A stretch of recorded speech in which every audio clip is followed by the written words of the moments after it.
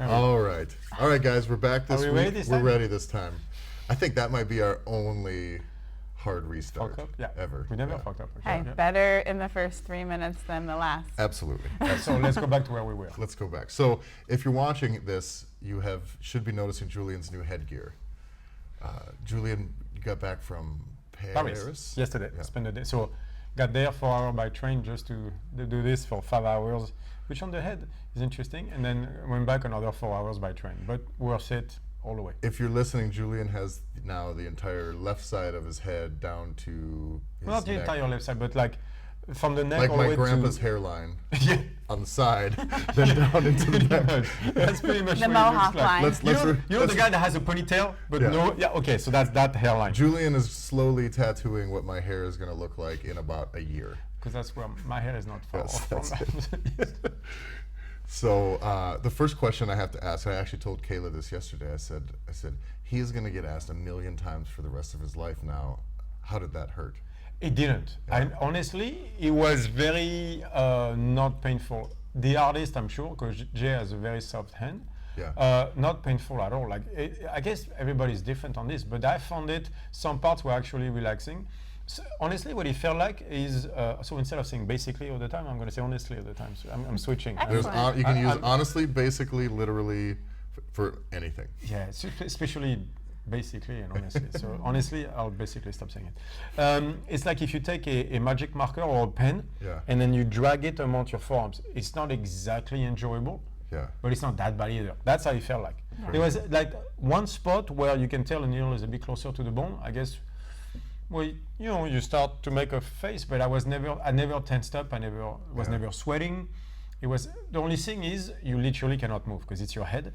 So it's 5 hours laying on my shoulder. I'm fairly broad shouldered. So laying on the side like this with my head stuck in the same place for 5 hours, that's less interesting. But the tattoo itself was, and I was very, very excited about it. So it makes it a lot. So how did this come to be? Because you had something scheduled from her a long time ago, or no. for a long time. Kayla did first. So it's did. Actually she's the one who found the artist. So go ahead. Yeah. So I've been looking I was really interested in having a portrait, but it's really hard to come by someone who's good at this. Yeah. This woman. What a gamble, right? Like, I'm gonna do a portrait. It's I don't know if, by the way, they all got better because 10 years ago they look. I don't want to say look like shit, but they were not that good. Yeah. So I was scrolling through Instagram, looking, like wasting my time on social media, and I see these pictures of these beautiful tribal women. Yeah. And I'm like, that's a good tattoo. It's one of those ones where you look at it and you go, if I'm going to get one, that's the one. Because they have, I don't know how she does it, but this expression. She has a style. So when you had sent it to me, there's a couple of things I noticed is, one, her use of like whites on the blacks, especially with like the eyes. So follow her on Instagram, check it out. It's at Sampagita J_tattoo. You'll see it also if you go to the StrongFit one page. In the tattoo pictures, it's tagged in. They're beautiful women, but they're also, it's not the like stereotypical like lady in a headdress or like the there's an expression and there's like there is a like a feel that's conveyed. She's fucking talented as hell. It's crazy. Oh, she's 27, but that's a diamond in a rough right there. Like she's still, you can still book with her 2-3 months in advance, but honestly, in the next 2 years, you won't. It'll be a year and a half, 2 years. Yeah. So I'm gonna, in August 2020, I'm gonna go see Mark was, okay, WS something, I'll tag him. We'll tell you closer. I'll tell you, as usual, I suck with names, right? And okay, this is how it goes with great tattoo artists, right? So I sent a concept to him. This is what I want. I want Prometheus and Hercules. So Greek mythology, that's my nerdy side. I actually read about, I think, all of it and more than once. I'm actually very versed into Greek mythology, believe it or not. And so the idea is Prometheus was a Titan, father of the gods, that they got sent to the Tartars by the Olympus gods. And so under Zeus and everything. And Zeus did not see us humans as much more than, apes. They were made out of clay. Anyway, so Prometheus decides to disobey Zeus because he's the only Titan who's allowed to walk the earth. And he gives mankind fire. So the use of fire, the knowledge of fire. So basically, give mankind knowledge. His punishment was to be chained into that mountain, and with a liver that would come to, an eagle would come to eat his liver every morning. And in him being an immortal, he would regenerate his liver, and every morning the eagle would come. Relive it over. And over and over and over again. That's usually reliving over and over again. That's a very much a Greek punishments, like Sisyphus and all that stuff, right? And so Hercules, on his way to free Percy from hell, right?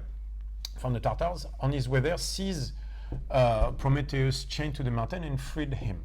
And so there's actually a very famous statue about Prometheus on the mountain, being with a eagle attacking him, and Hercules killing the eagle with his bow and arrow. So I want that as a theme from all my left side. It's probably not going to be very small, I was going to say. No, it's not going to be small. That sounds like a big Purchased real tattoo. estate for the whole side. Yeah. So it's going to be six weekends. Oh, shit. Yeah, plan. But so why do I want that? Because what struck me was it was basically the god of knowledge being saved by the god of strength. So it was that knowledge without strength is shackled. So that was the concept. I was like, oh, I like that one, right? And plus of all, I'm pretty sure I'm a descendant of Prometheus, but that's another problem. Or reincarnated, depending. So I tell people, I'm not Jesus, I'm Prometheus. Anyway, so that's past the point. That's more like a private thing, but you are private to it now. That's my illusion of grandeur. It's actually, I think I'm Prometheus. But the concept was knowledge without strength is shackled. So I like that. So I talked to the guy, so Mark, right, he's one of the best tattoo artists in the world, and when it comes to statues and stuff like that, he's the best. Like his work is, I'll put him on the stuff so you can check him out. He's like, 500,000 followers on Instagram, like all that shit, right? And so I send him an email, and I get a response, like automated response. It's like, hey, in order to get an appointment, you have to first go through certain phases. This is what we want to know about you, and they want to know what the concept is, the project, what you want to do with it, the amount of space that he has, otherwise it's fuck off. Then second email is like he sends, and you go through another stuff, and then the third email, he answers me finally. And he's like, ooh, that project, that sounds really good, I want to do it. Okay, and then the email is, but this is how I want to do it. And he's like, and that's the way I'm going to do it, and if you don't want, I understand, but fuck off, basically, right? And he's like, this is how much it's going to cost, this is the real estate I want it on, and this is how I plan on doing it. Do you want to do it like that? Nice. And under it literally tells you, otherwise fuck off. It's literally, otherwise I'm not doing it. I'm sorry, but that's my art, and that's how, and I'm like, dude, that's exactly what I want. You're the artist, so we have a conversation, 5-6 email, and he agrees to it, and he says, okay, my next available spot is August 2020. I'm like, not like August this year. Like this is, I booked in April, This March. was quite a while ago. Yeah, so it's a 1.5 year waiting list. My level of impulsiveness would never allow that. No. Can you imagine his level No, of I impulsiveness? can't. No, so I was very impulsive. How and many- paying He's for like, it. give me Hold the on, yeah, names I of the wanna know- people in between, That's because they're all what I was dead. going to Yeah. say. I was like, how much did you try to hustle that schedule? I'm still, what do you mean? I'm still sending him You're email. like, I every will week get saying, that done before Christmas. Yeah. No, I'm still sending email. Said, do you have any openings? So I keep sending emails like, hey, how are you? Just in case. Yeah, no, I'm as impulsive as I get. So anyway, so that's what the relationship with the great tattoo artist is if they want to, and you're just because you're paying doesn't mean shit, man. Like you owe them, they don't owe you, right? And so we see, but as good as she with his tattoo, he has beautiful portraits of women and stuff like that. She is exceptional when it comes to that. And so Carla sees it, and she booked the forearm and so a portrait and a wolf and everything. And then at some point, I'm like, you know what? I want to do so Prometheus keeps on going after he's punished on the mountain. When Zeus gets really pissed at the fact that Hercules freed him, so he's going to send another punishment his way. And his punishment was in the form of a woman that was made. Always a woman. That's how you punish men, right? She was made from scratch, so from either clay or robot, depending on which legend you're listening to. But basically by Hephaestus, the god of the forge. Like he's the, what do you call that? The forge maker of Olympus. He's the one who made the bolts for Zeus. It's Hephaestus. Every time weapons need to be made, anything is to be made, is Hephaestus who makes that, right? Okay. So he makes that woman for Zeus, right? And her name is Pandora, right? So he sends her basically with a box, and in that box is all men's diseases, right? And he sends it as a punishment for basically, I said it again, for Prometheus to unleash on mankind all the diseases possible as the form of punishment. And so, of course, Prometheus sees it coming and refuses to open the box, but his brother is not nearly as smart. I forget Epis something. Forget the brother's name. And so when he opens the box, all of men's infliction fall on us. And then as Prometheus rushes to close the box, one gets stuck in, and it's hope. So in Pandora's box, hope remains. And that's the so legend. that's the one you're getting next. Yeah, so she's gonna do my From- whole leg from the same girl that who did your girl. head. Yeah, Yeah, from that okay. girl. She's gonna do my whole leg with the portrait of the women being, Pandora and the box. So that's the concept I'm gonna get on my whole left leg. Yeah. Why? Because this is taken for Mark. Yeah. So right. So I'm talking to this, but of course your next appointment is somewhere in August, and they open it up for me. And then I get an email 3 days ago saying, "Hey, I got an opening on Wednesday." I was like, "I'm taking it." But you were like, I don't even have a one-day project planned. No, But he'll I should find get it one. on my Well, head. but what there was that one thing I wanted to do, which was the side Yeah. of my head, right? But I didn't want to do a portrait or stuff like that. But she also does Filipino tribal work, because she actually went to the Philippines, like she's full tattoo on her face because she's half Filipino, so she's like hardcore Filipino within the Filipino culture. Her master is one of the best Filipino tribal tattoo art in the world, if not the best, right? He's in Los Angeles, actually. And so I was like, ooh, because I have the Maori, right? And it's Pacific Islanders. So Filipinos are not full Pacific Islanders, but they are part Pacific Islanders. So there's a culture of tattoos in the Philippines as well. I was like, I want a true Filipino tribal stuff on the side of my head. And so there's a story to it. It's, again, my daughter and my brother with a family, and that's what the bee stuff is. It's family, then the snake is the ancestors, and then so there's that's the eagle in between as a protector, and so there's an entire story to those things that is based on your story. Yeah. That is expressed here, just like the Maori. Basically, it's a continuation. So the whole left side is family. I got the Maori, which is the story, my story with my brother and my daughter, falling into the Filipino, which is something my daughter, brother, and him taking, keeping care, taking care of her basically. And this is my family crest. Yeah. So that's the family side on the left. So that's cool. You are going to be so tired of the did it hurt question. No, though. I won't. You don't think I so? love every second of it. No way. Because There's I'll no explain way. to people, because I'll keep talking about her, Jay, the tattoo artist, and the fact that it didn't hurt. And yeah. Okay. No, whenever I get passionate about something, I'll talk about it forever. And I have no problem. Yeah. There's no way. It's There's no way. just- So I want to set an over under Kayla on the first how long before Julian's like, all right, I can't be Your bet- fielding these questions. My bet is 90 days from today. Your better bet would be how long it takes me to get annoyed To- with well, people asking questions. Listen, I think we might be there already. It didn't hurt him. He's fine, and everything is good. You're right, actually. In the 2 weeks, she's getting the whole forearm Yours? Yeah. Kayla? Okay. Yeah. on the Nice. right. That's going to be cool. Yeah. Yeah. So our portrait are That's the thing too, is when you do get set up for something like that, you're like, all right, this one, going in, you're like, whatever the experience is, I'm gonna walk away with, having seen the rest of her work, the baddest shit you've ever seen. She's so good Like- that I don't even care to know what it's going to look like until I That's- get there. yeah. Because But I by know the it's way, going to be those awesome. artists, it's not up to you. You know, like the great restaurants in Paris, Yeah. they say meat or fish. Yeah. That's it. You don't get to choose, and you certainly don't get to ask for ketchup or to put shit on it. Can Yeah. you put without salt, Yeah. please, on the porch? You don't get that. So it's Fuck, man, right here. both Oh, Hicks were like, fuck you. Oh, right on the porch. Exactly. Fuck you. So it's the same thing. The artist is like, this is what I do. Yeah. And so that's what I love the most with that. It's like with Mark was the same thing. I was like, dude, you're the artist. You tell me. I'm giving you a concept, but after that it's your vision of it. And he was like, oh, I love that. If I had not said that, by the way, he would have said no. Yeah. That's the only reason I get a year and a half from it.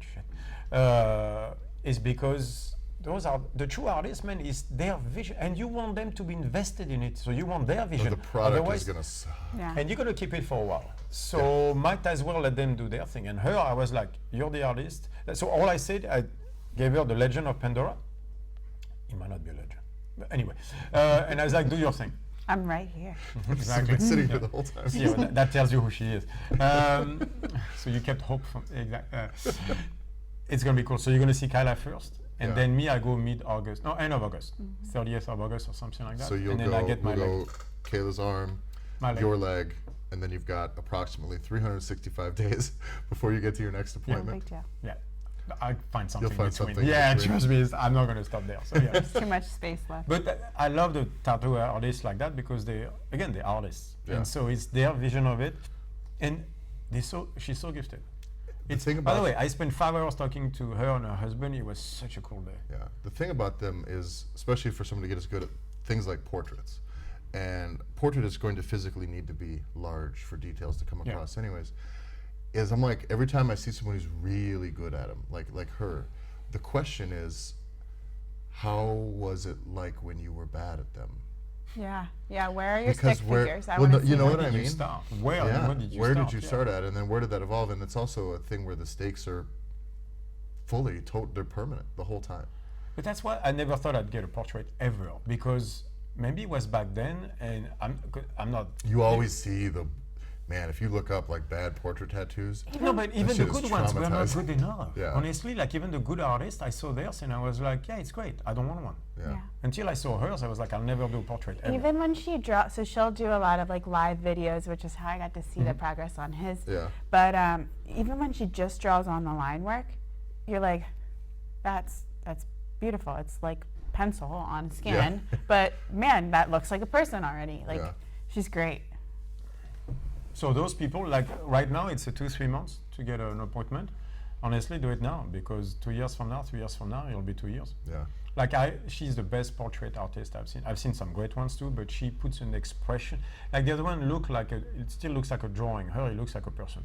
Like there's an Exactly. expression to the face that Yeah. I've not seen. And you know why? Because that's not technique. That's her. Yeah. She's Yeah. very spiritual, very into this. That's what she looks at on everything. Is There was a piece that I had read actually about artists now, that people are getting so good at drawing with pencil, by hand, but they can draw very, very, very, not drawing you two sitting here, Yeah. right? But they're drawing from a portrait, and they said that now a lot of these artists, they get very limited because they don't understand how to put their interpretation of the light exactly. into it. So you see, if you look up like pencil drawings or anything like that, or ink drawings on Instagram, you will see some incredibly Picture. photorealistic Yep. pictures with almost no expression, because it is here's the picture and And here's they the copy thing I it, drew. And it's very different, but you can tell when you see the things that she But creates, you're doesn't like, that- oh, there is it looks the way it's supposed to look, but there is something else coming across it, and that's the craftsman. Isn't that a perfect representation of society right now, though? Yeah. We're all getting very, very good technically at doing shit, at producing, Yeah. and then we can't come up with our own shit. Yeah. By the way, that's a perfect segue for today's podcast. Well, It's very true, and yeah. it's even with the way the internet works with finding information is now you don't have to think your way through the process. There was a study that was done where people know less now. Yeah. However, they are capable of acquiring information. So you don't have to know these things. You just have to know the path to getting the quick bit of information that you need. So Google becomes this crutch where people don't think, and they will just It's that grab dude the from thing. Stop Chasing Pain. I like him a lot. Yes, Perry Nicholson, I believe. Yeah, I like is him his a name. lot, Yes. right? And he had a Yeah. very good point. I think it was on Instagram yesterday, and he was showing that, again, through studies, they proved it time and time again, that if you tell, like when you coach people movement, that if you tell them this is right, this is wrong, they get to the right technique faster. And it's also maintained less. It's not retained. Yeah. But they get there faster, but it's not retained. So who cares? That means that the only way you're going to retain it is by going and making all your own mistakes. We're going back to the same stuff every time. I thought that was fascinating because it's exactly the problem. Is if your job is just doing the seminar, then you want to say that's right, that's wrong, because at the end of the seminar, people can do the movement better. So you did your job, you get paid, you're out. Yeah. Even though they're not going to retain it. Yeah. But it's not your problem, they can always come back. Yeah. That's today's fitness industry. Yeah, you just created a side that they got to jump over to. There you go, you made it, off we go. Yeah. And then you have no responsibility toward anything else. Julian did something he used to do in the seminars with me the other day, where it was this really complex number, like there was a number that he had. What's the number? Oh, fuck me. Okay, I'll give you the first one. Okay, by the way, I've done it took it me 10 seconds. times. I haven't done it in 2 years. Took me 10 seconds to get it back. Kobe Bryant, B-52 bomber. No, it wasn't a B-52 bomber. Oh, it was 15. I write like a 52. retard because I'm left-handed, just so you know. 15. Nick, what's the number? 52. No, 1552. no, Yeah. no, no! I know. Don't tell me no. See, women right there. No, don't tell me no. It's not that. 51. Yeah, sorry. Why did I say Anybody who's done the B-52? seminar, what's the next one? You got 3, 2, 1. A. Eh? 3. No. 1. Unlucky 13. people. 13. 72. No. How many bombs is he dropping on people? 76. No. 75. So obviously it worked really well for me. But, but I'm sure if I wasn't on the spot, I would have remembered it better. But regardless, I had better chance of remembering something because I associated it with something else. For sure. Instead of being So like can one. I explain 2, what this 3. is? Yeah. Yep. Because I guess maybe on the podcast. Oh, it's yeah, good. yeah. This is what is called the Loci, L-O-C-I. It's Latin. Loci method. It's the Greeks who came up with it, and then the Romans took it over. That's why it's called the Loci method. It's a way to remember, to have long-term memory, Of almost to anything. create long-term memory. Nick, would you close the... whatever he's doing out there is slaughtering pigs, or slaughtering a car, or himself, or I hope it's himself, so he shuts up, but we are about to get noises. There we go. So it's called the Loci method. It's how to create long-term memory. Like, so, where's your car back home? Right now, you're thinking about a place because you cannot remember the name of a street or anything like that. That's not how we are designed. We're not designed to remember numbers. So that means, like, if I ask you to remember this number and 2 years later I say, what's the number? You cannot remember it. It doesn't work like that because your short-term memory has about a 30-second half-life, right? And this is how you remember numbers and letters. To create long-term memory, you're going to have to associate a visual to it, an image. And then the best way to associate with an image is to do it through a story. So the way you remember this number, for example, I've done it at all the seminars. I'm not doing it anymore. It's a shame. Is to how do I create a story to explain this number? If I do that, it will stay in you forever. That's why all history, as a conveyor of morals, works so well. So the story is simple. Remember Jack Bauer? Yep. 24 people. So he can be Kobe Bryant, it depends, whatever, 24 hours a day, whatever. But that stuck with me. So I have a version in French and a version in English. I'll explain. In English is Jack Bauer at the head of a B-15 bomber, because I can imagine that. That's not hard to think. B-52, which is not. That was close enough, right? B-15 bomber, and he drops. So 51 is the opposite of 15, so that's easy. He goes to it can be Africa, Antarctica, Australia, Alabama, Antarctica, wherever you want, and he's going to drop on some unlucky people 75 bombs. Right, so in French, he's Jack Bauer, bois, which means drink, 15 liters of pastis. Pastis is a French liquor, and the most famous brand is 51. So he drinks 15 liters of pastis this is a district of Marseille, and this is a district of Paris. So Jack Bauer drinks 15 liters of pastis in Marseille and Paris. Easy. And then 2 years later, it took me 10 seconds, and I got the number. Because I didn't have to remember the number, I had to remember the story, which is funny, so it stuck. So your homework is start with, if you have one of those Wi-Fi routers, Yes. where you have to look at the bottom every time because you don't know how to set your own Make up password, story. figure that out Okay, and so memorize that that was my forever. exercise. Yeah. Because we were Airbnbs for Yeah. 2.5 years. My exercise was the second I got to a place, I would memorize the Wi-Fi router number and give it to anybody who come inside. It always they're- surprises you know, me. You or do that with press the share people. yeah. They go like, "What's a Wi-Fi router?" And then I would give them the 16 digits, and they go like, "Who the C37 fuck come are on."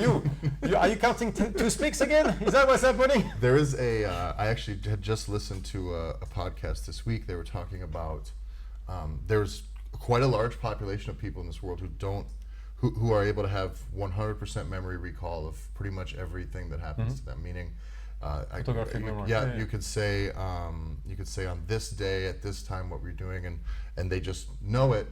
But however, amongst that population, their overall sense, has nothing to do with this, their overall sense of happiness was quite low.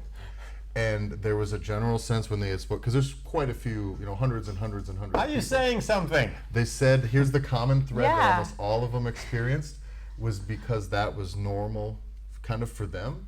They would get the impression from everybody else that like all of these people are they like disabled? Because it's not, So that's it's not, it's because it truly is the way their brain works. They know it. Yeah. So, and that's the way I think when we talk about trying to tie these things together, like through his deal and having an experience, when you tie it into an experience or a narrative that's yours, that isn't something you have to try to recall. It's there. And so those people who can do it automatically, there is no effort to it. So they're like, are you guys all stupid?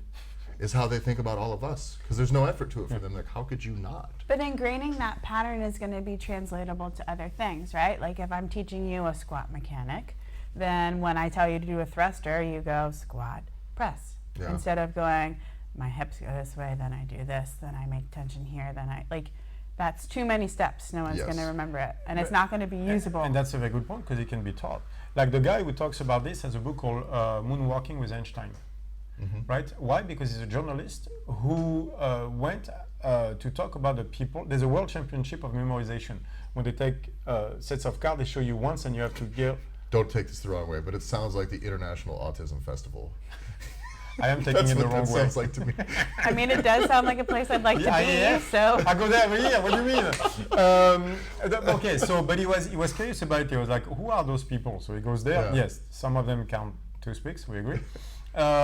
But he also had people that were not necessarily smart, but they could remember everything. Like again, 3 decks of 52 3 decks in a row, Yeah. and it was without making a mistake. So. Well, it starts to talk to them, and they all have the Larcy method, which means they all associated each card with a specific image that keeps on going. So what he did is he taught himself to do it, and his thing is Einstein moonwalking, and every step has it. And he actually won the world championship for memorization. That's the end of his book. He actually won it. So he taught himself the Larcy method, and he worked all the way to the point where he could memorize 3 decks of cards, of random cards, one after the next.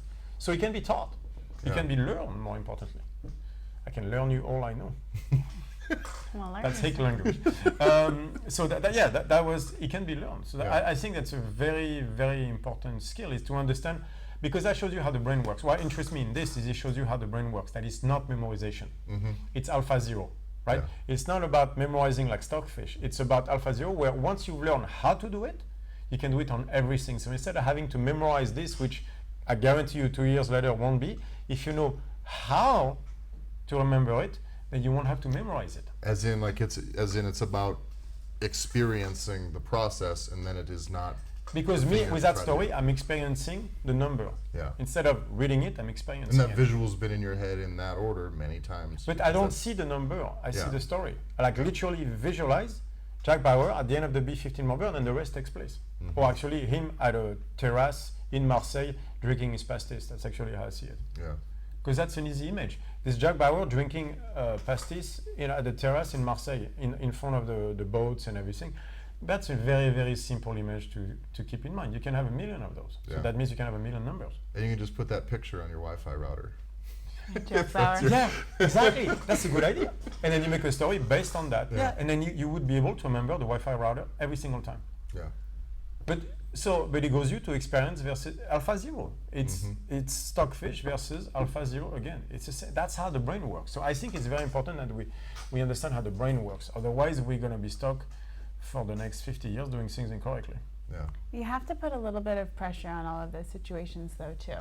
Like, so one of the guys in our training group had been working on his footwork for his snatch. I made some comments, and he's like, I'm going to drill on my mechanics there. And so he decided that he was going to play the ghost and see how he did with it. And he's like, I failed miserably. It was an awful experience. It was a good experience, but I almost puked because I had to do my punishment. Yeah. I'm going to test it again tomorrow. And we're like, time out. Okay, so you just tested this and you learned where your flaws were. Now you need to go back to learning that mechanic so that you can explore where you failed it. Yeah. And only then can you learn how to correct the failures that you had in the first place. If you Because test it again, you're just going to fail again. I agree, and that sounds like really sounds like the equivalent of saying, okay, now what's the Wi-Fi password again? Yeah. Yeah. And you're like, yeah. fuck. Yeah. And at some point, it's going to be this excruciating mess of failure that you may get through at some point. Then it turns into a competition. The point is not let's do the world championship. The point is, can you make yourself remember a number without having to struggle for it? The point is not the number. The point is the process, is learning how your brain works. So I don't care if you remember the number or not. So you've been building some of this stuff recently into kind of another one of the teaching concepts that you've been doing as well. By the way, speaking of that, before we go there, so you know, like the whole like, I'm crazy, it's funny and everything. Sure, I'm reading a book called The Demon in the Machine, right? It's about, why the demon? Because it's about Maxwell's demons. Yeah, exactly. For all of you out there, what demon? Anyway, it's Maxwell was one of the geniuses of mankind. Mathematician, physicists who came up with a number of things. Major Google nerd. Maxwell, yeah, and that, exactly. And he has something called Maxwell's demon, which was a concept that he threw through a letter with a friend of his that actually rocked the physics world to this day, because he had to do with information. You want me to go into this, or is just how far do we need to go into it? That's the question. all right? Let me. It's a very nice validation stamp. Okay, I like it. Oh no, it is. But let me go into the story where the Maxwell demon is, Okay. right? Because he came up with a very interesting. Because I know we can go as far as we can go. Right. No, but let me make it simple. So heat, right? Let's talk about Yep. heat. So a gas is heated. What does that mean? That means the molecule move faster. fast. All right, but that's an average. Some move faster, some move slower. On average, everybody goes up, but that doesn't mean they all go up. It just means there's an average between the two. Maxwell actually calculated that, which one goes faster versus which one goes slower, and what the average is and all that stuff. Maxwell is the leading in this. He was like, all right, but so you hit one corner. They all move faster here, slower there, and then basically everything gradually gets even, right? Entropy always increases. Second law of thermodynamics. Entropy is the amount of disorder of a system. The whole thing keeps moving forward. And he comes up with an idea. I was like, all right, but imagine there's a demon. Very small entity, right, that is very smart. He can see where every molecule is going. He goes into that box. He decides to open, basically to have a screen in the middle of the box and with a hole in it. And he decides that he's going to choose which molecule goes through, right? So he's going to take a box that is a constant temperature. Some move faster, some move slower, but basically there's a constant. He's going to let the molecule that are moving faster on the left and the one that are moving slower on the right.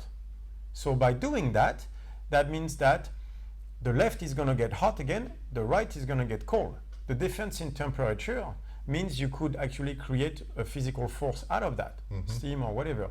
But that means that out of air that was constant, you could create movement. Yeah. That's a perpetual motion machine Yeah. without energy being expended. But that's not possible. That goes against the second law of thermodynamics. You cannot have a continuous motion. So now you have a problem, right? So that was simply, at that point, that was just like a thought experiment, Yeah, right? but that rocked everybody because they're like, shit, now what? So what that proves, and it keeps on going, is that, but the problem is the demon has to know which molecule is doing what. To that, he has to look at the molecule. The measurements creates entropy. So that's where the stuff, that's what that energy is being spent on, is on the measurement. But after that, there's other issues coming. So it's called Maxwell demon. But at the time, he rocked the world of physics, because otherwise you're saying you can build a perpetual motion motor then.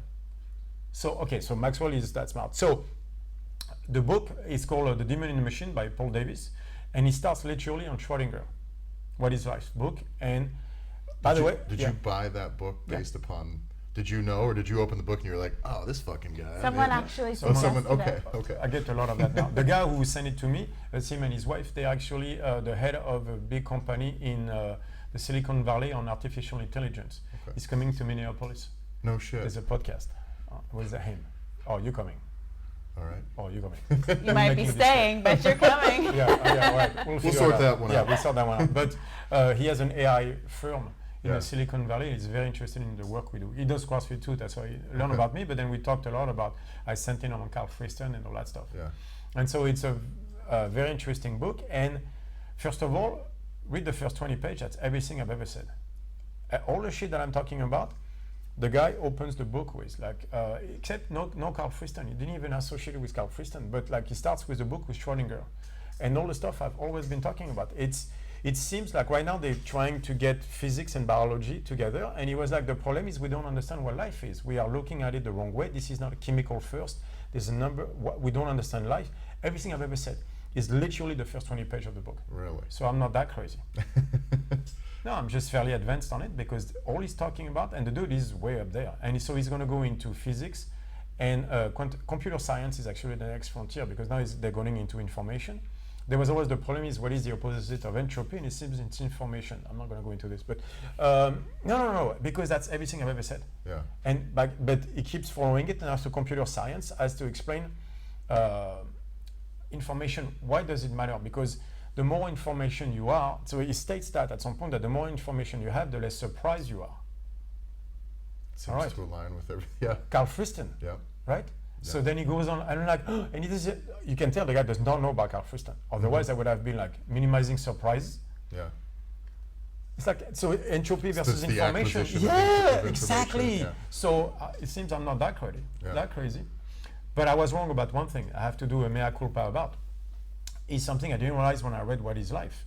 Is, you know what I said, he didn't create a ripple in the world? Fuck me, I was wrong. So in the book, I didn't pay attention, but Schrödinger talks about the need to have information about the human being encoded into a structure that could take the heat of the human body. 37 degrees creates a lot of heat, so it creates a lot of entropy, so it destroys structures.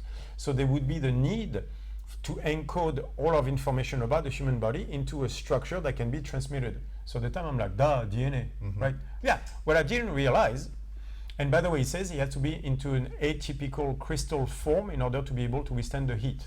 I'm like, yeah, the elliptical nature of DNA, duh. What I didn't realize at the time that What is Life was written about 10 to 12 years before scientists found out about the DNA. Okay. So through logical evidence, he explained what DNA, its purpose, its existence, and what he had everything. to be, to the point where that the two people that found out, I forget their name obviously, that found the DNA and got the Nobel Prize for it all that, they went there because of Carl Friston's book, What is Life. They looked for DNA in the place he said it would be. That's how big What is Life, the book and the field that he created, came out of Schrödinger. He created that field through logical evidence by saying, guys, by taking quantum mechanics into biology, saying there has to be, we don't know what life is, but there's a huge thing there. Yeah. And that led to the discovery of DNA. By the way, logical evidence shows you the power of it. It's not always empirical, logical first. And that how big of a jump he made, which brings the point about science, like where everybody thinks it's an anthill and the queen is science, everybody's moving everything, you know, slowly but surely. Not at all. You have all the grunts doing all the testing, all that shit that always want to take the power. But the fact is, once in a while, you get one guy, Galileo, Einstein, Newton, Schrödinger, who changes the course of humanity by one idea that he keeps pushing forward. There's no such thing as science. There are scientists. Yeah. There are human beings doing the shit. There's no such thing as science. It's about the people, and once in a while, you got a guy like Schrödinger who, through that book, has opened up a Pandora's box in a good way, where we're getting closer to understanding what life truly is. And he goes through, right now, computer science, because he goes through information. On a information, I don't mean it like what you see on the news. I mean it like on a quantum mechanical level, a bit of information. Data. Like versus entropy and all that stuff. And the data right now is in the field of computer science, obviously, because that's where the money is. So, but it's a very interesting stuff. So when I say, What is Life, the book of Schrödinger didn't create a ripple, fuck me, was I wrong. He created the biggest ripple of all. And DNA is just one of the consequences of what logical argument can bring you, where logical argument can bring you. So, but guess what? I am not crazy. Ish. Right? But read the book, The Demon in the Machine. Yeah. The Demon in the Machine by Paul Davis. I'll give it to you guys because I have it in hard copy. I read it going like, no, don't get me wrong, not disappointed because it's validation, but I was like, I wanted to get an idea out of it. And then reading it, I was like, yeah, that's what I've been working on for the last 10 years. Some of the words, yeah, you're like, yes, I'm right, yes, I'm right, yes, and then you're like, well, wait a minute. fuck it, I'm right, boring. Yeah, Move right. on. That's Yeah. what he said. I'll give it 20 more pages, and if it doesn't give me something new, I'm done. I don't do my work for validation. Yeah. I know. I have one superpower. I always know when I'm right. So all the stuff that I've been saying, like everybody's like, oh my God, where you get that from? I'm like, it's logical. It has to be that way. And so I knew I was right. And so there's the validation. So I will promote that book and give it to everybody to read, just so they can stop asking me where's the evidence, or do you think you're fucking crazy or whatever. No, I'm not. This is all in the book. You'll see. First 20 pages, you go, shit. All right. Well, Moving and it's interesting Me, that, it's- that I'm also that already- didn't come in where he wasn't saying there is this thing called DNA. There is this and that. No, it was like, all right, there's a function That that has is to being be performed by okay? something. and it Yeah, has to be exactly. performed by something. This thing exists, so now we theorize. And those And are the now- conditions under which it can exist. Yeah. So therefore, he has to take this form. Yeah. Any atypical crystal, which is the structure of DNA. And you can't just look at that and say, well, I don't have any evidence that this thing exists, so fuck off. Yeah. It's like, yeah, let's think about this. No, you because know? otherwise, this is scientific cowardice, which Yeah. is my point. Right. Stop being so fucking worried about being wrong all the time, because it turns you into a coward. We would never go anywhere if we had to test everything. Why would you test anyway? That's my biggest problem with that. What would you experiment on if we were not experimenting on anything? Like, Yeah. after a while, you would stop experimenting because there would be nothing left to experiment. Right. Like, You have this to is- test it so that you can know whether or not A, it's working, or B, if it exists at all. Well- But you have to come up with the idea first. Yeah. What is it that you're going to test if you don't know what you're testing on? So Right. you have to come up with the shit first to test it on. Otherwise, how would you know to test it on? The information doesn't come from God. Like, that's my problem with that mentality. I was like, we're going to test. Oh yeah, but what are you going to test? Who gave you the what to test? Not the testing apparatus, what you're going to test on. Like, that idea of testing, it comes from somewhere. Someone had to come up with it. Otherwise, it'll never be new. Then Yeah. there's no growth. It's being a coward. So that was always my stuff with them. Well, why do you go into that stuff? Because you guys are not. I wish I could just read the books of the Paul Davis and everything and then go on my merry life. But I'm like, well, no, the shit has to move forward. As humans, we have a responsibility to move the shit forward. So if you can, you should. Yeah. And speaking of testing, so Right. the piece we're gliding to. I like you, Tyler. Back on track. tell See, you- that's what he's here for. Here's the deal, guys. Here's what You're happens. going to compliment on YouTube on this. I You saw see? that Yeah. too. Bless your heart, guys. Yeah. You don't understand my life. What? No. That's actually the nice thing is we have. There is some small markers that we want to get to. But my favorite thing is you guys will notice this every time you watch an episode where I'll be like, okay, so anytime I speak of something that sounds like we talked about it before, and Julian's going to be like, in just a minute. Yeah. So this is where we are. But this was a piece, Julian, that you've been working on for a while. But I was teaching this to our mentoring program and some of the coaches of the apprenticeship month for the last quite a few weeks. You've been teaching this in this format.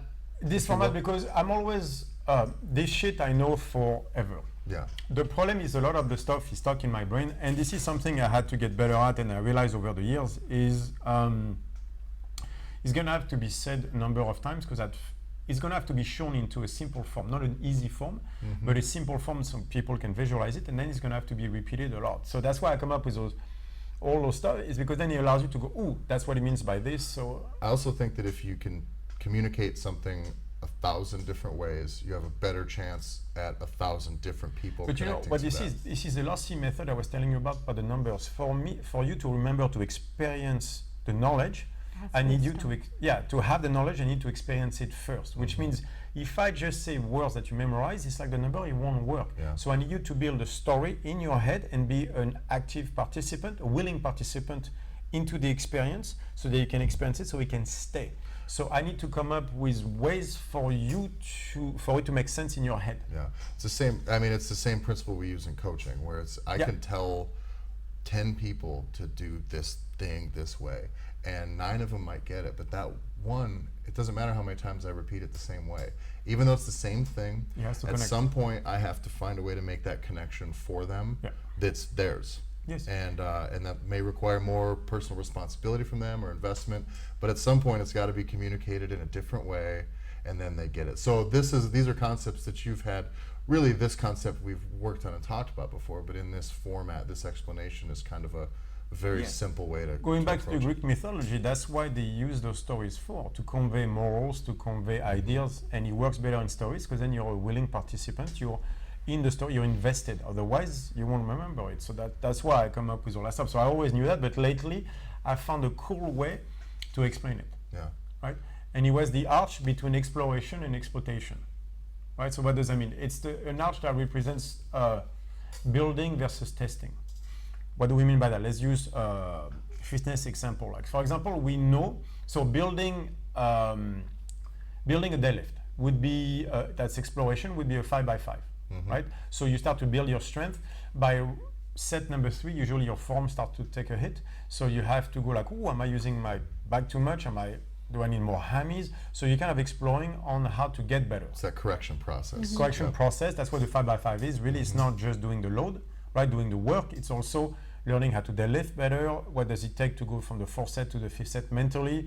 We're going back to the stuff we talk about the podcast about becoming the person who can deadlift more. It requires a number of skills. Sometimes over the course of that work, it's there's going to be moments that are easy, and then with under pressure or fatigue, that all of a sudden it's going to be more demanding for you. And mentally as well, and right? learning all of that. You're in a space too where you can learn. Yeah. Where you're not like, your intensity is not so high that it's just like, this is happening. Yeah, you're not in a surviving mode. And on the other side, it cannot be so passive that you're not. There's no stress applied to you either. Exactly. So, but that's where building is, right? And you get testing, which is 1 rep max. So when it comes to lifting, people know they can't do 1 rep max every day. Hopefully they do. And they learn over time. And I think it's important that with this being the arch, that there's the 1 rep max, and there's the just really basic, slow, low pressure. 2 sets of 10. So this is an arch, and that there is a spectrum all the way. Exactly. Like if you look at fall. my favorite powerlifting program is Ed Cohen. Right? I think it works if you can make it to week 8. It's a 10 weeks program. You won't make it to week 10. Try to make it to week 8. Trust me. Then stop because you'll break. And by the way, focus on 1 lift, not all 4. But like the first week is 2 sets of 10 at 65%. Can you do that? Yes. But you're coming back, you're starting to go, hey, like on the bench is like, maybe you took 2 weeks off because you were kind of broken by the last competition or not wanting to go there mentally. You're coming back and you're like, all right, let's, what kind of party is this? Yeah. Heavy metal, or is it like Bob Marley? Like, let's see what happens here, right? And so that's exploration, right? And then you go all the way up to basically week 10, which is exploitation, where now it's fuck it. Let's see what you got. There's no time to think about how you feel. You know the party, it's heavy metal, lift the shit. Like this is a PR and don't care.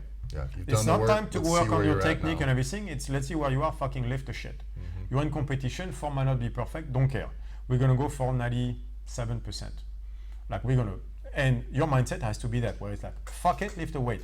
Don't go like I don't care what kind of party it is. It's gun to your head, 3, 2, 1, go. Right? That's pure exploitation. Yeah. Right. So you know that in lifting you can't do a competition every. That's obviously Coach Abijay would disagree with me on that. It's every Friday. But if you lift like that every day, you're gonna burn out. You can't do it and everything. But yet, for example, people do it with conditioning all the time. Yes. Where they do conditioning piece, that is a testing piece. That is, how much pain can I take? Especially CrossFitters, right? The problem with that is you're not building cardio capacity, you're testing it. I think you're building fear. Right, I really think that's the seeds you're planting and that you're Yep. going to harvest in the end. Is at some point, anytime conditioning pops up, you'll be like, fuck. Yeah.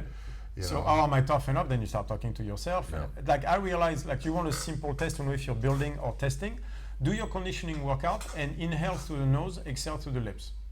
Can you maintain that or not? If you can't, that tells you that usually you are going at a willpower instead of cardiovascular capacity.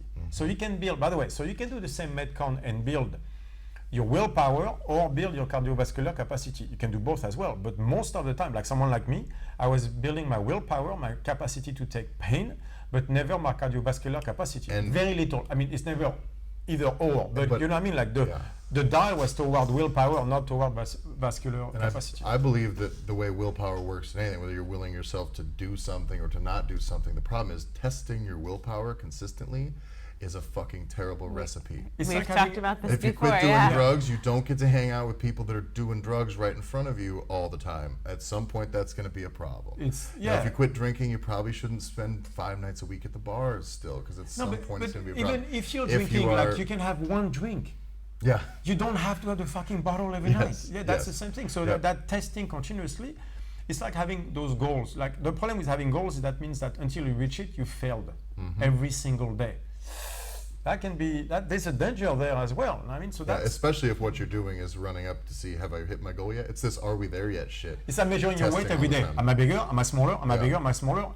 Then you're 0.1 pound bigger or smaller. You're like, well, that's not enough. Yeah. So you can never win. And if you're testing your ability, your willpower to just push in training or conditioning, and you're testing that every day, at some point, you're just going to get ground down. The willpower. You will hate conditioning, which is me. That's why I make fun of myself on conditioning, because I don't like it, because I was incapable of building it. All I wanted to do was to test it, because I'm tough, and but that was the wrong approach. That was exploitation, not exploration. Exploration is try that nose or nose lips, and then see what you can truly do. The problem with that is that's your C game or B- game, right? Because if I go, I'll be able to do more. Yeah, and I end up on the ground like this for fucking 10 minutes. Like building your cardiovascular capacity is finishing a workout going like, man, that sucked, right? Testing it is like exorcist on the ground like this for 10 minutes, like I don't want to do this anymore. That was me after every single Metcon. Yeah. It's something that people, I think, they see it as black and white, right? Like, I'm either testing or I'm exploring. You can do this in one session. Like for me with my lifting right now, when I do my 2 working sessions, we're going, and that's because all you get is 2 big sets. So everything's on the line. You either win or you lose. Done. And then after that, I can go, okay, what did I learn? And the rest of my session is built exploring through the rest of the movements that I have. By the way, when I play pool, like even at a tournament, there's still a little bit of it is exploration. I'm not full exploitation. It's not full like just make the ball, unless there's €1,000 on the table on that shot or stuff like that. Most of the time, I'm still leaving a little bit of exploration to try to see it's exploring under the gun. Plus, I think in a lot of sport there is pool, especially. I don't really know generally about fitness as the sport because there's not much, but it's like there is some creative expression in how you express the sport. So it's saying pool, which means you kind of have to explore. Still. You kind of got to be a little bit creative. But it's exploring under the gun. Yes. Right. So you got exploring, which is 5x5, right? Yeah. Which is really let's say. Then you have exploring, which is 1 set of 5, because you're. So that's still not. That's a test. It might not be like a full, because it's still like a 10% when you go like by rep number 3, you go like. Ooh, how do I feel on this? But deciding what weight you take into that set, and then deciding again, how you're going to approach it. Rep 3 when you go like, how do I feel? So there's still a little bit of exploration. Like when I'm at the tournament pool, it's the same thing with like, how do I feel? So there's a little bit of exploration left, but it's mostly exploitation, right? And then you have the 1 set where, for example, like if she has a set of 10, instead of at rep 5 going, how do I feel? She's going to fucking blast a set of 10. So she's too much exploitation still. When it's 1 rep max though, I'm going to be in the back saying, don't care. Yeah. Fucking lift your shit, because now it's full exploitation. So there's everything in between. But the difference with that too, and I think people should consider it, is when I look at my programming, I go, okay, this is the thing that I have to show up for. Like, this is what we're doing, that it's telling me I'm doing 8 reps, I'm doing 8 reps. And whether that goes well or not is something that I need to own. But if you can do that and look and say, all right, no matter what happens, this is what we're doing, and then the rest of it is going to be spent learning something. Like, there can be a healthy balance from it. It's when you go back to I have to do this, and then I have to do the Metcon, and so it doesn't matter it's how an I ouch. feel. You have one side where it's too much exploration, we don't do shit. You're exploring, no, you're just jerking off somewhere. Those are the people who are doing competitive training every day and never competing. Yeah, exactly, right? Or you can go on the other side of the other, which is full exploitation, which is everything is a test. But they're never competing, so then you're crashing the arch because there's no exploration, so they never get better. Yeah. If you test every day, you'll never get better. They become tests that at some point you're just going to be failing all of them. No, you'll never get better. You'll never get better. You'll Never get better because you're never exploring. To grow, there needs to be exploration. Yeah. But if you just explore, the world is too big. You can't explore everything. You're still going to need a goal. So that's why we're making that post about like set a goal, find yourself on the way there. The top of the arch is exploring under the gun. It's flow under pressure. That's what the pull table is for me, right? Yeah. Can you explore under the gun? 3, 2, 1. That's the key, right? So, but exploitation 1 rep max is more to the right of that because you don't have time. But you're not gonna crash the arch either. You're not gonna exploit it until your back blows up. That's not true either. So I mean, so there's an arch, which means there's limits between the two. You can't just do exploring. You can't do just exploitation, exploring either. There's an arch in between, but which way are you on right now? Are you more exploring or more exploring? And then you have to know where you are. The top of the arch is, can you be under the gun? That's machine. Can you be under the gun? So producing, but at the same time knowing exactly where you are while producing. That is the hardest state to reach. That's what I was just about to ask is how do you know, like, are there some markers or some red flags where you can be like, that you have seen maybe in athletes or people where you're like, you're too far on one side, you're too far on the other. I just did it the other day. There you go. I was doing my programming. Things are going great. I'm like crushing every day, and I'm what I think is feeling good. And then I decide I'm going to start doing the overhead yoke carries again, which was a huge problem for me when I first started. And I either had pain or I literally couldn't stabilize the yoke. So I'm like, I'm going to do this. It's going to be awesome. Then I set up a camera. And so I do a carry, it feels great, I add more weight. I do a carry, it feels great, I add more weight. And by the third one, I'm like, oh man, that was really hard. And I watched the video. And here, my whole structure has switched. So I didn't get better. Even though there's more weight on that yoke, I got worse. Yeah. And when I saw that and I showed Julian, I'm like, wow, this is a perfect example where I can look at myself and go, I'm actually I'm a detriment to myself by adding more work. Yeah. So you can physically see when you start to shift and you're doing a squat, or when you're starting to have this weird nagging pain that you didn't have before. Like, stop bullshitting yourself. That was you saying this is too much. Far. Yeah. You went, because what's the point? That's a training session, not a competition. If it's in competition, like, I don't care if the yoke faces fucking 90 degree. Like, you finishing because you need to win. But that was a training session. So the second she started to go this way, she could have. There's a problem that should have been solved. She should have. So what I wanted is to get the experience eventually to go like, that's the max weight today, because that's the max weight at which I can do the movement properly. That's called building.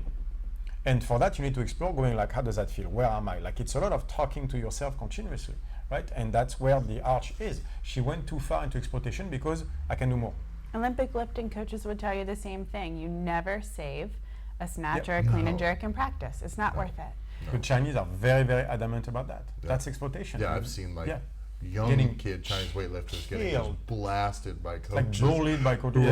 Who saved a lift that, like, man, I've saved worse looking lifts than that 100 times. I agree. There are signals. But that's the good. But that's exactly the point. It's like this. We're not here for this lift to be important to you. That wasn't the point. Exactly. That's not what You're we're here building. to. You're not because this testing. lift doesn't mean anything. And I always like that perspective that I would get from power lifters, and that most of them will never say, like, a competitive power lifter will never say shit about what the top lift they've ever done in training is, ever. Yeah. It's always like, if you can't put it together on the platform. Also, those guys try not to miss lifts in training. That's another thing. That's a very I remember before I started training at Massonomics, having trained in CrossFit gyms for a couple of years, I saw so many people, like barbell back squats getting dumped. And then I go train at this powerlifting gym where everybody's stronger and nobody's missing lifts. Ever. It's like, Ed Cohen was well, like one, you've learned the output skill that you're really capable of, meaning when it gets hard, fucking match that with effort. And then also having your ego in check enough to not end up in a situation where you're going to be underwater. Plus now you scared yourself. Like, you told your body that the second it gets too heavy, you have to dump.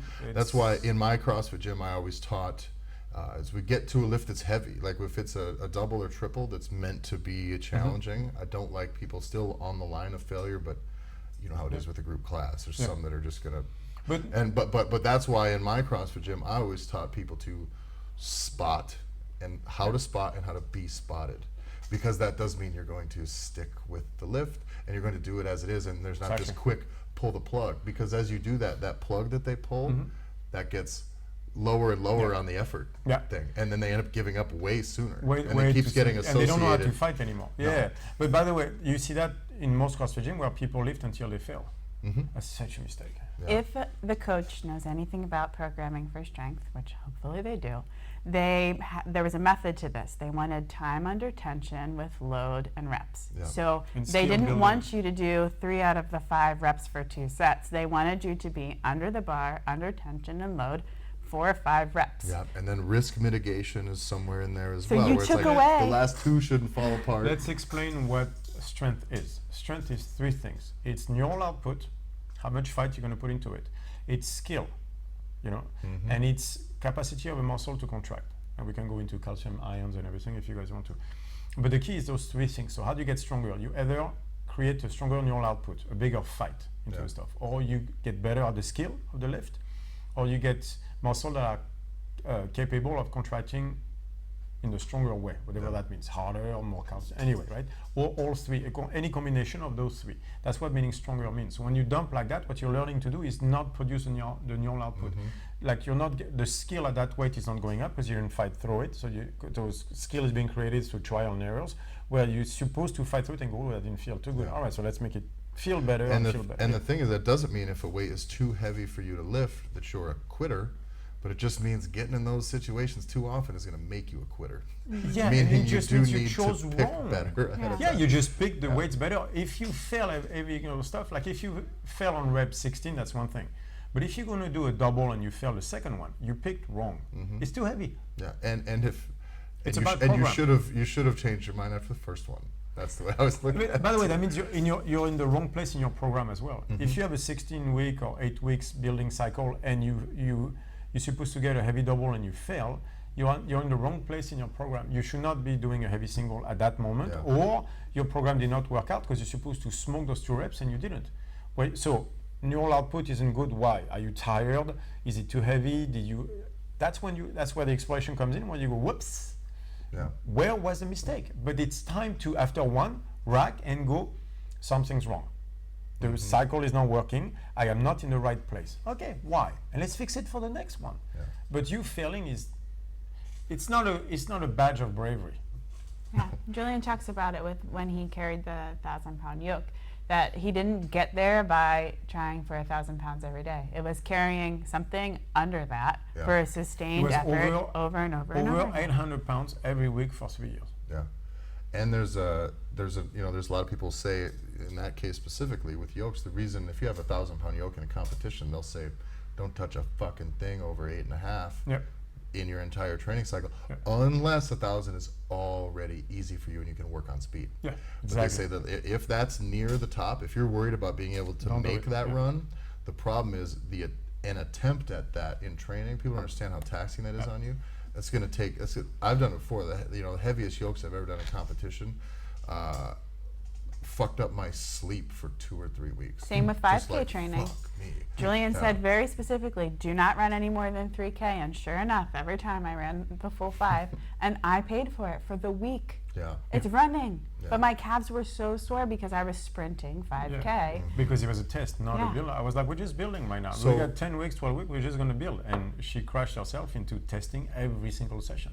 So we've covered pretty well how to tell maybe if you're doing trying Yeah. too much the exploitation side Yeah. of things. Because I think there's a lot of markers that Yeah. people can relate There to. is one other way that you can see it very quickly. And we were talking about this morning, your cravings of food choices. Okay. If you're in flight and you need to do something, carbs is what you're craving. If you need to recover, you're going to want fats and proteins. Yeah. Like that means you've finished. So you crave fats in the morning. You've done too much the day before. Not too much in a bad way, just in the sense of today is a healing process. Today is the recovery thing. It's You need gotta to happen. recover today. You can't train heavy. And if you need carbs, that means you put yourself in flight in the sense of you missed the fight. You did not get the win you wanted. Mhm. So you're going to have to look at what happened, what you need to get the win, and fix it. Don't go for the carbs. Take that frustration, take it to the next day or the next week. You fucked up on your squat? All right, suck it up, sugar, and Yeah. take it to next week. better. Next So- week, do better. Don't post that video on Instagram, dude. Move on. You post it and show that you're a human being and fuck it up next Whoa! time. Don't listen to that. No, Don't listen. let's not go that far. My bad. Yeah. What Quit you do being though- so human. Good Yeah, lighting. exactly. Hit lips. Yeah. Hit lifts. fake What weights. you do is you take it to the next week, and then next week you do better, and Yeah. you'll see that once you get the win, you won't crave the carbs. Yeah. That's a very important part. But you also got to see, that's where the exploration comes in. Is you got to know, you wake up, you're craving fats. Today is a resting day. I'll So- have to go into all this, but Yeah. another podcast. So before we go though, because we are near the end of time Okay, here, I exploration. want to know where like some people. It seems to me like staying on the exploration side could be That's when you don't do shit. another trap. if Yeah, you will. because that's when you bullshit yourself, you're actually not doing anything. It's like saying I'm going to travel the whole world. No, you won't. You can go to some countries and some destination, but you can't, it's not feasible to travel the actual whole world. It's just too big. So you're going to have to choose your battles in that sense. Otherwise, so the trap is, it's namaste the bear way. Right? Is the bear So is I coming want to like, stay in this learning process. Yeah, I want to be comfortable. I wanna- exactly. Like then you become very comfortable very quickly. It's like you're not pushing the boundaries anymore. Like, well, let me see how I feel about this, and how I feel about this is I want this to feel good. That means you're not producing intensity anymore. You're not going in. Usually, too much exploration in that sense without a goal means people get comfortable. Yeah. And you're probably very passive and not learning in the first place. And I picture, just in my head, I picture that the far end of that side as the person who spends 90 minutes on an elliptical and doesn't break a sweat in a global gym. Exactly. Or it's the guy who's was doing the lat exercise with the exercise he saw from either the functional fitness guy or Jay Cutler with but he's doing it with no weight, making sure his form is perfect, and so he's looking great. And you're also not doing shit, dude. Yeah. You weigh 140 pounds weight. You should do less running, more lats. Yeah. No, that's our hashtag and still valid. It's the guy is doing all the movement that looks like functional movement with the thing and that, and he looks perfect, and yet you're not going anywhere, dude. Yeah. That's how he's Because- getting his food out of the fridge, right? Yeah. Yeah, exactly. But you know, I see that here a lot with the lat exercises. I'm like, dude, just stop doing the dumbbell rows with 12 kilos, Yeah. right? And looking in the mirror and everything. Just put some fucking weight and just go work, right? That's the problem too, is that it becomes excuse filled of, yeah, well, let me make sure the form is correct. Many times when I hear that, usually what they're saying is I don't want to push. We find that with the emotional mapping sometimes too, where people are like, tell me what this muscle group feels like. And then that's enough. They're like, well, I'm stressed. And that's why my back's going up. Yeah, but all now we the- still have work to do. Yeah. That's what I was Or looking when at. we say go find yourself, and people expect that they should be crying every time. I'm like, by the way, when I say go find yourself, how come you can't find joy? When I say go find yourself, you all think you have to go into a dark corner under the bed that is filled with tears. How about the dark corner under the bed that is filled with tears of joy? Yeah. Why does it have to be tears of sorrow every time? Why do you have to do this until you sob? I find that very disturbing. Yeah. And like I say, go find yourself. There are good places in your mind as well. Why don't you go find those? And I think too, if you spend too much time, on the emotional side of it, I Yeah. think if you spend too much time, like I don't know, getting yourself that response, one, I don't think you're really pushing into the fact where you are just doing, But what into is the the goal? extreme task No, positive no, side of things. No, you know but what I plus, mean? what is the goal? The goal is not to go into. It's like you learn that from abused kids and everything. Is like talk about it. I was like, why? I remember it very well. The point is not when you go into emotional mapping go into that dark place. The point is to erase it. Is to put a light on it. So therefore, you go there, you see it, You're and aware then of it. and you erase it. Yeah. No, you're not. Exactly. But you're not just aware of it. That's step one.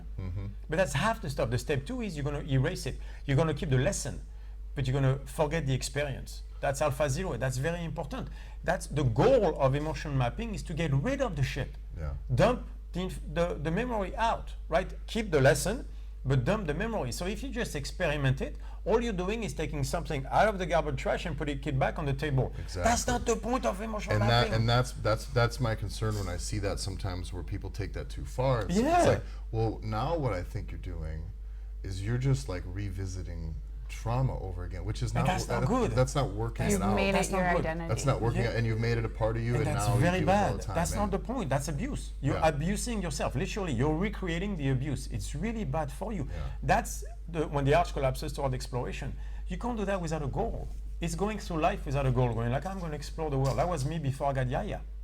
Right? Before I got my daughter, I was like, I'm going to explore the world. No, dude, you were not doing shit. I was just running away from stuff. That's why traveling, I realized that basically to the time I was 30, I was just running away from place to place. So every time I go a new place, I would like to live here. What I meant by that is I need to live I need to leave the other place. Yeah. Exactly. Just so I can be here. But that's just running away. Because I was exploring, but without exploitation, without a goal. And then when I had Yaya, I was like, well, I have a goal now. And then that led me to, and I'm still obviously exploring all that stuff, but there has to be a goal in mind. So me, I explore this to understand humans. But you have to understand, I have a goal, a very, very precise goal. And my exploration is to go toward that goal. And I found myself on the way there. But that's very important. So that's why too much exploration will lead to bad places. And emotional mapping is very dangerous.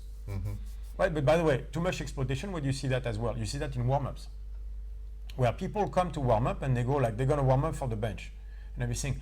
But that's not, maybe there should be two warm-ups, warming up for the bench. But before that, there should be a part where you get to the gym and you're like, hey.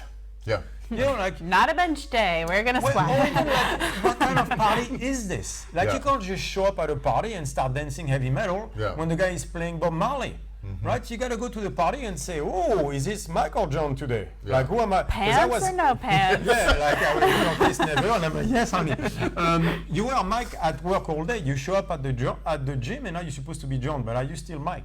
Like, again, what kind of party is this? Like, is this heavy metal or is this Bob Marley? Like, you start moving and you go like, you gotta dance with the music, man. You just don't always be white, right? You gotta learn that from black people. They actually listen to the beat of the song. Right?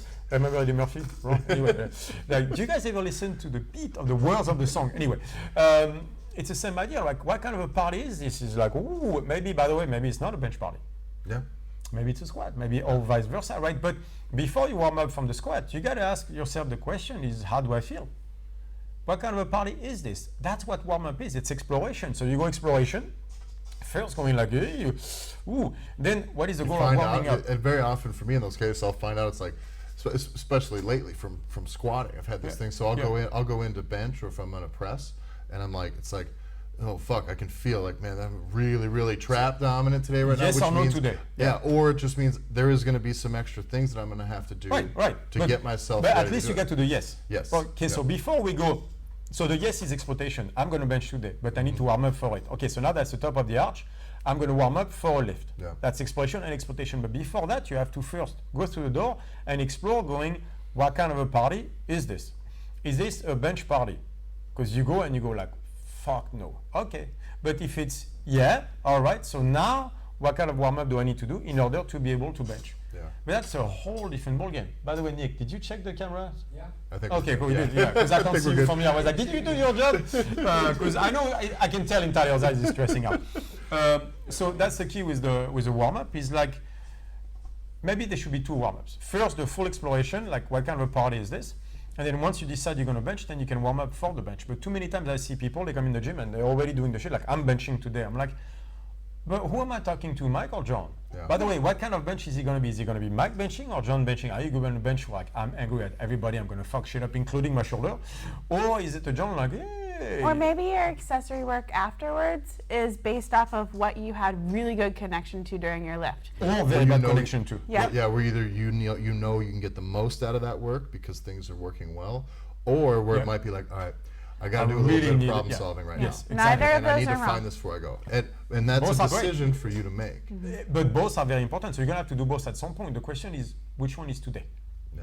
And you're not going to know until you start doing the exploration, going like, Yeah. But that's a very good point. The assistance work is a great place to know which one is it going to be. Stuff you're good at, stuff you're bad at.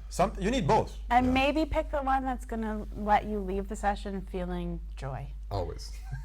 Like, did I learn how to use my lat? Cool. Or, man, I was really good at finding my Did pecs you do today. happiness against joy already? Not yet. Nope. Okay. Well, That'll be next one. that's the next one. Okay, yeah. So don't live with happiness, live with joy. There's a difference. We'll explain in the next podcast. That's a segue.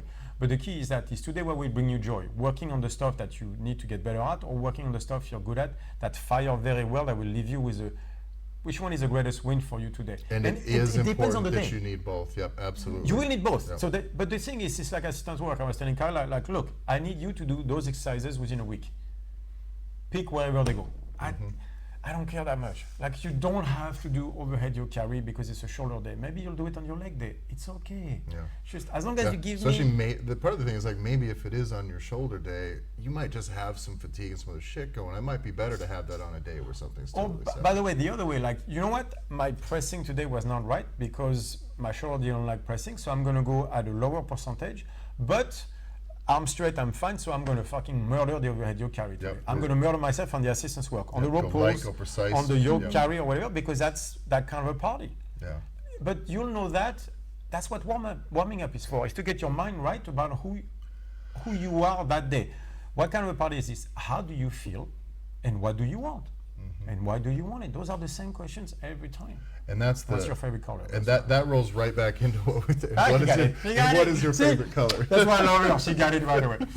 And I think that ties into everything that we talk about with principles of nutrition and training and auto-regulation in that like, hey, here's the range you need to be in. Don't get too weird on either, too far. And then be aware of this now. And you can steer who this are ship. you today? Yeah, like it's, so she was talking about craving carbs and fats. That goes for the auto-regulation. You wake up, you craving fats is not the same thing as you waking up craving carbs. You're not the same person. Yeah. So you're gonna have to deal with that person today. And just because you wake up and craving fats, wishing you woke up and crave carbs does not mean it is. Yeah. It's not. Yeah. It's not you today. Accept it. It's okay. It'll be you tomorrow. Or you can fuck up today and tomorrow. Yeah. Right? So instead of that, deal with today, get a better tomorrow. Or fuck up both. Come on. Yeah. Right? So you wake up and you're craving carbs. All right, recovery day. Yeah. You'll fuck shit up tomorrow. If you take your recovery day today, you'll fuck shit up twice as hard tomorrow. If That's- you don't take it, you'll have a bad session. That's the thing I would always try to tell clients, like, you cannot train, you can't do yesterday's session today, and you can't do tomorrow's session today. So you have you today, and you have the work that's And this is probably where going to you fit are, with yeah. whatever you have to do today. And that's those things we got to And line you have them to up. accept that. By the way, the greats have always done that. Like, don't think everybody is on the structure, they never change. That's not true. It doesn't work like that. You do the work that can create the best result possible for the day. If you're craving fats, rest day. So make it an awesome recovery day, like the best possible recovery day ever, so that you fuck shit up tomorrow to no end. Most of the elite level athletes anyway don't have numbers associated to their The workouts. Chinese don't, but the Chinese have heavy doubles, whatever that means for the day. And some days you'll be 60%, who knows? Yeah. Yeah. It doesn't work like that. Well, I think we are at time. All right, so we have That means well over. Listen, Yeah. nobody gives a shit. Exactly. Our boss doesn't care. Exactly. No, it doesn't. Joy versus happiness will be next. That's a big one, actually. Yeah. I really want to talk about this because that's from the reptilian brain perspective, that's a very important one. Yeah. So stay tuned for that one in the near future, guys. All the fun stuff. StrongFit.com is where everything is. That's seminars. We've got all sorts of dates coming up there. So the whole lineup is on StrongFit.com. I just thought about JulianCorners.com. I need to put a page with tattoos. Yes, you do. Yes. Yes. Tattoo artists. I'm That gonna one we ours. should bill for. Because they're going to get into some interesting Oh yeah, places. that's right. Yeah. that We're gonna might be get- behind a paywall. We're That gonna was get- me we're gonna saying you're all lucky. we're gonna get free shit. 18 and over. Yeah. So StrongFitEquipment.com. We still have Julian'sCorner.com. That should I'm be not up. tattooing my ass anytime soon. Up We either say here this, soon. yeah. Oh, not soon. Website ain't going away. 2021. Yeah. Yeah, just because you can't get a Oh no, but that's fucking wait, resume, no, you no, can't no. get an I know where appointment. she's going with this. She wants to get paid. That's why she's like, look, you want to see certain body parts of his? This is mine. So you're gonna pay for it. Exactly. We can talk, but it's gonna cost you. I have some funny stories about that I will not get into. So, StrongFitEquipment.com. Not from me. is From him. not Like, for- just so you know, it's not from me. Nope. We're not and, that close. and so, Buy these shirts. are those on the .com or EU or both? Both. Both.